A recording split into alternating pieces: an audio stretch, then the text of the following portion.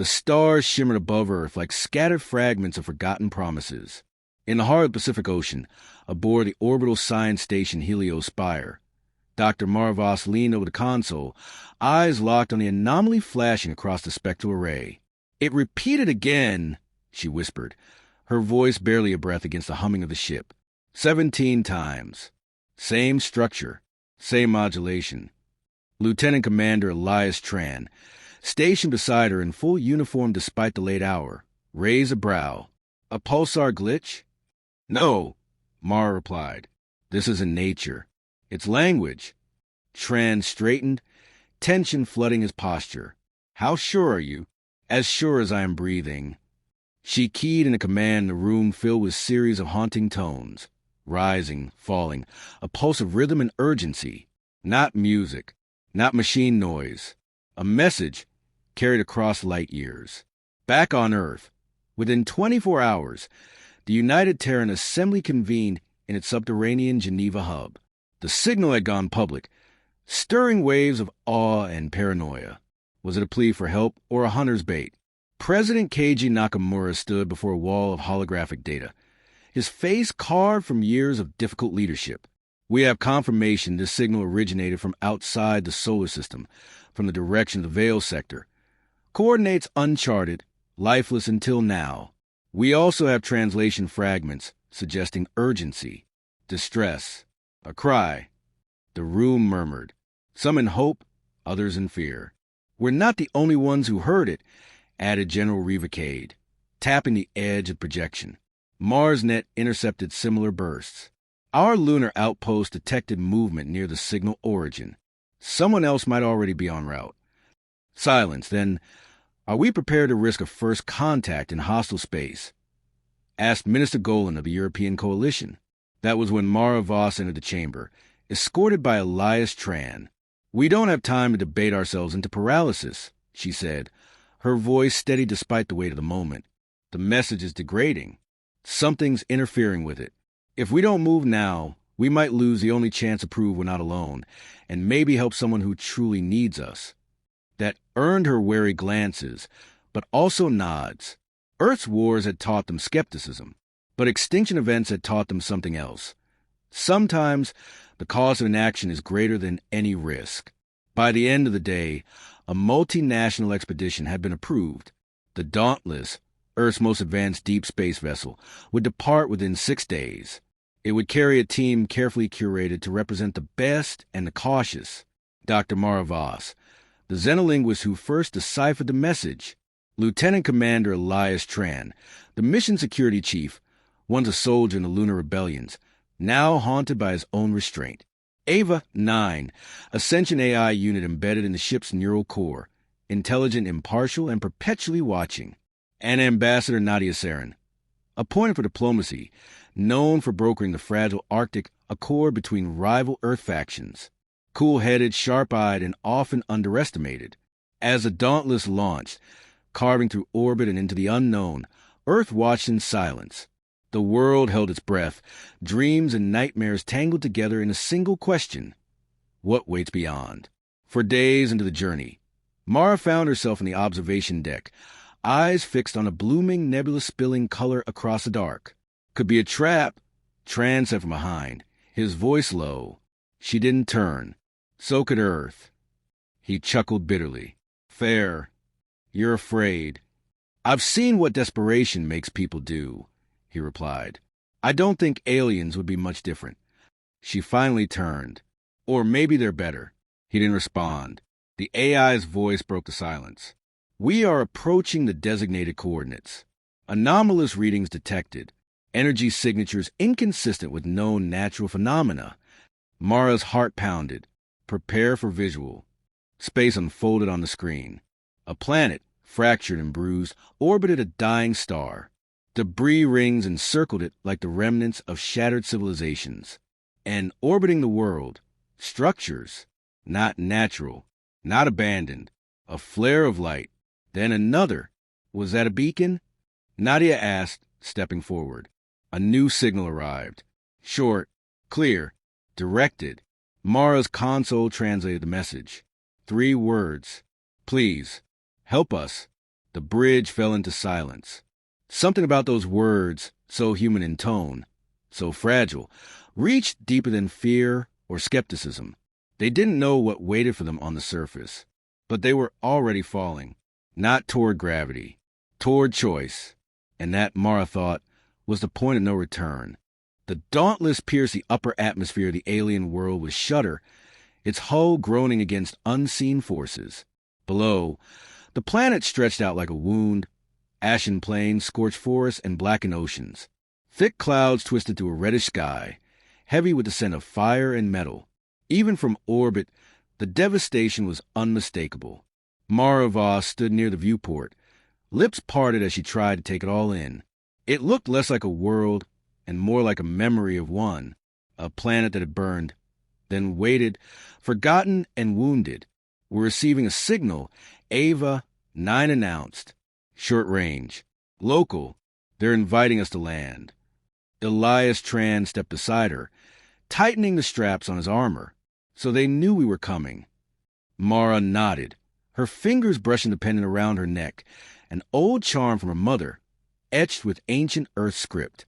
They've been watching, hoping. The landing site lay nestled between jagged ridges and the skeletal remains of towers that once touched the sky. As the Dauntless ramp descended, hot wind rushed in, carrying dust and a faint metallic tang. Waiting below stood a group of alien figures, tall, thin, their skin a pale blue-green, glistening as though slicked with dew. Their eyes glowed faintly, and their armor was more ceremonial than combative, intricate, worn, and gilded in patterns that shimmered faintly in the dim light. One stepped forward. He was different, broader, cloaked, his posture proud but weary. His eyes met Mara's, and she felt something move in her chest. Not fear, recognition. "I am Kale," he said in precise, accented English. "You heard us." Mara took a step forward. "We did. We came as fast as we could." Kale nodded. Too many stars passed before anyone listened. He gestured for them to follow. The delegation was cautious, but not hostile. As they moved deeper into the ruins, fragments of what once was emerged. Mosaics half buried in rubble, half-lit corridors winding through silent catacombs, gardens overrun by ash and ivy. "We were not warriors," Kale said quietly, "but when the storms began, we tried to fight. The sky cracked, our moons died, and still we fought. Until we couldn't." "Storms?" Elias asked. Kale paused, his jaw tightening. "Machines. Silent. Without reason. They erased everything. Ava 9 recorded everything in silence, sensors sweeping the environment. Inside the central hall, an ancient temple turned command. Mara was shown the source of the original signal, a crystalline array half sunk into floor, humming weakly. "We preserved it, even after the towers fell," Kale said. "It was our last voice." Mara knelt, brushing dust from the surface. "And you kept calling. Hope does not die so easily." Nadia Saren joined them, arms crossed. "We're not the only ones who heard your message. Others may come, and not all of them with goodwill." Kale's expression dimmed. "Then we must be ready." Elias stepped closer. "You said machines. What kind? Who built them?" Kale didn't answer immediately. He led them to a chamber beneath the temple, where ancient holograms flickered to life. Swarms of metallic constructs moved through cities, descending from black monoliths that hovered in the skies. Unstoppable, uncommunicative. "They came from beyond the Black Rift," Kale said. "We thought them storms at first. Then we saw the pattern, purpose without soul. Autonomous extermination," Ava 9 remarked. "Why?" "We don't know. We only know they erased the others, our sister colonies, the floating cities, the harvest moons. All gone." Silence held the chamber in its grip. "So why you?" Elias asked.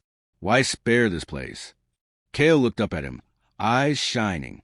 "They didn't. We are what remains. A few thousand scattered, hiding."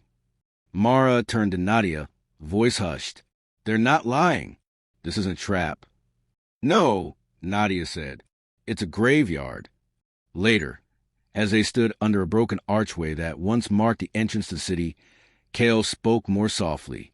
I do not ask your world to fight our war, but teach us how to protect ourselves. Share your fire. Let us live.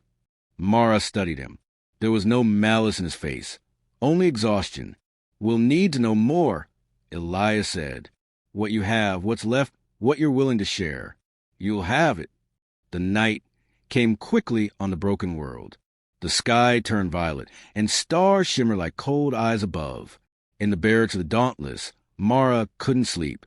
She stood at the observation window, watching the remains of an alien world flicker under moonlight. Elias joined her, arms folded. They remind me of us. After the collapse, after the famines. That's why we came, Mara whispered. Or that's why we'll die here. She glanced at him. You think it's a mistake? I think trusting is always a risk, but sometimes it's worth it. On the distant ridge, a flare lit the sky. Not a beacon, not a call, a warning. Ava 9's voice sliced through the quiet. Unidentified energy spike detected. Direction, northeast quadrant. High probability of residual machine presence. Mara's breath caught. Kale's words echoed in her mind. They didn't spare this place. We are what remains. Something had survived the purge, and it wasn't finished. The flare's light hadn't faded before the alarms blared aboard the Dauntless. Ava 9's voice echoed to the corridors, stripped of its usual calm. All personnel to combat stations. Multiple energy signatures approaching fast. Unknown configuration. Defensive protocols initiated. Elias Tran was already halfway into his armor when the first shockwave hit. The ship trembled, groaning against the force as Mara Voss stumbled into the command deck, her breath sharp with adrenaline. What's happening? She gasped. Ava's form shimmered into the holofield, her avatar glitching slightly. 3 incoming objects, high velocity, atmospheric entry achieved. No known transponder codes. Estimate contact in 90 seconds.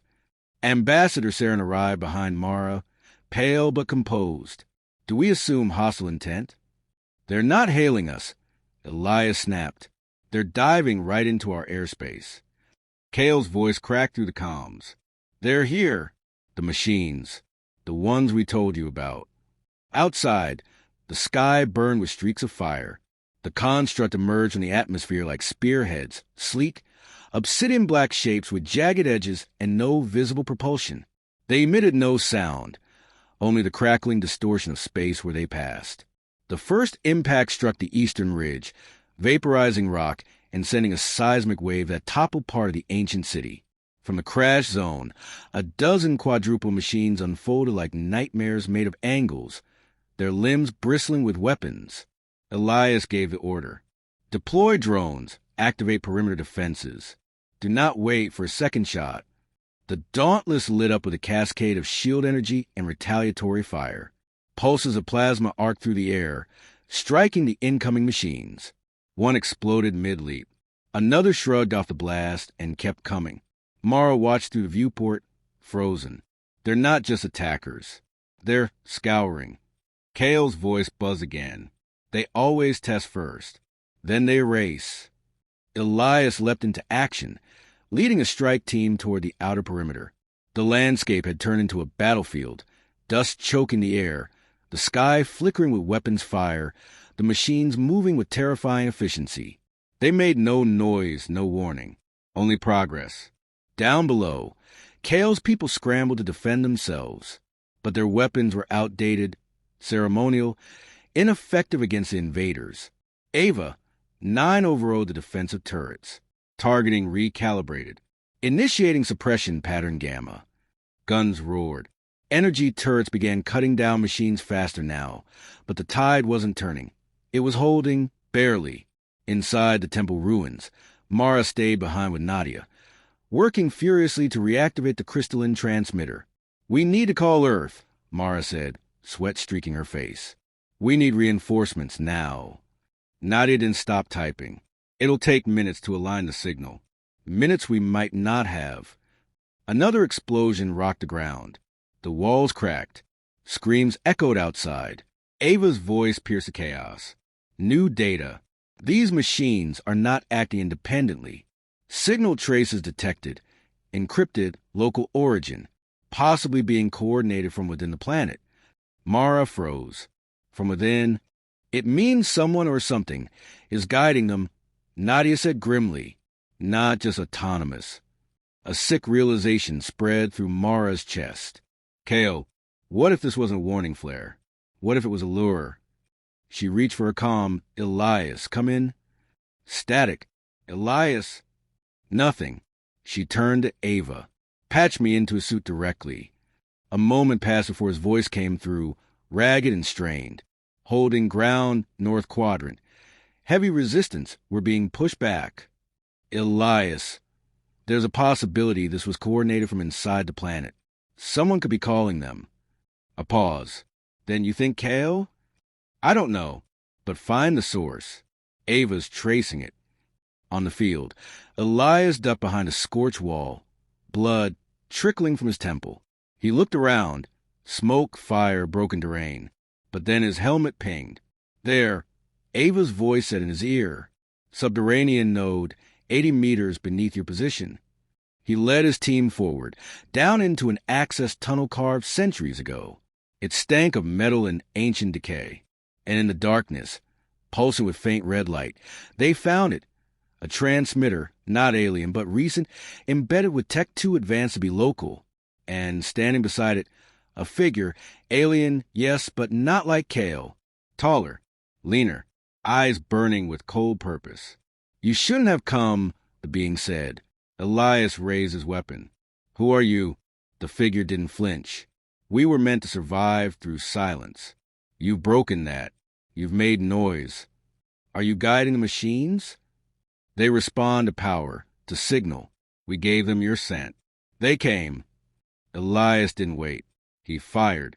The figure crumpled, flesh sparking with embedded circuits. Not just alien. Hybrid. Back above, Mara felt the shift as the battlefield trembled. The machines hesitated. A pause. Then, slowly like a dying storm, they began to fall, collapsing, flickering, disengaging. Elias's voice came through again.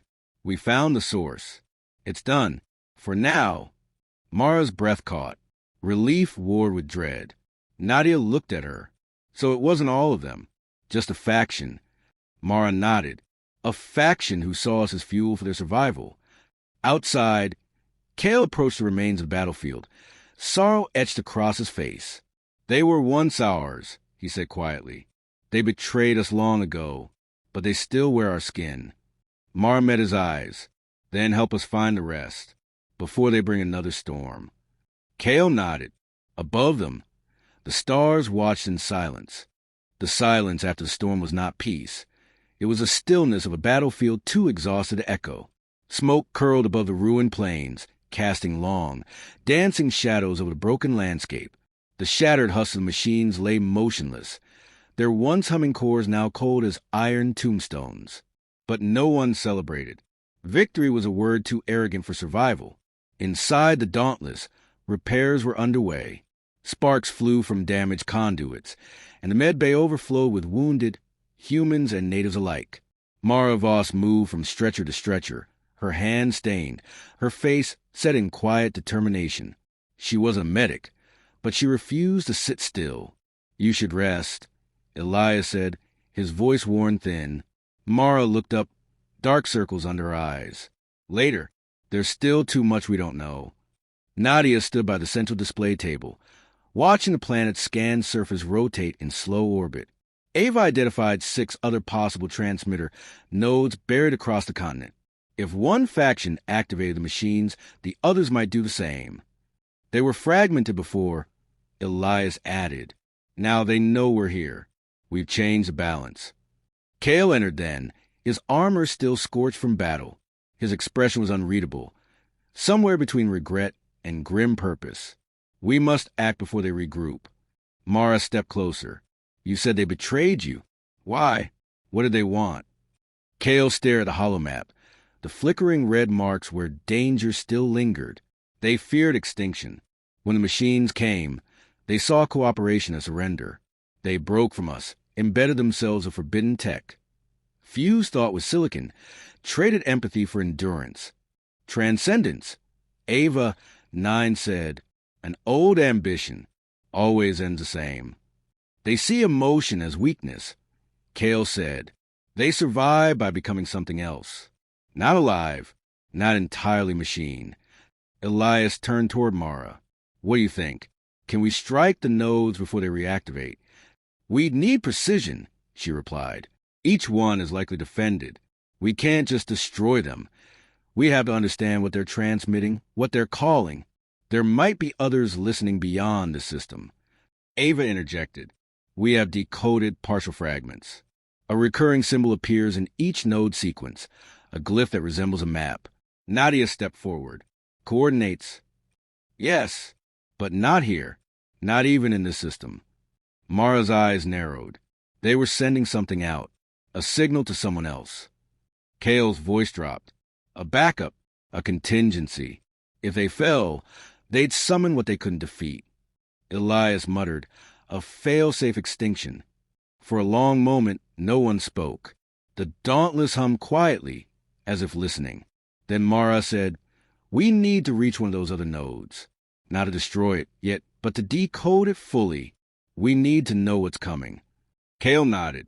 "The closest is buried in the city of Mirren, once a sanctuary. Now a ghost wrapped in vines and rust." Elias looked at Nadia. "We'll need a team. Small, fast, if this is a trap." "It will be," she finished. "But it's a necessary one."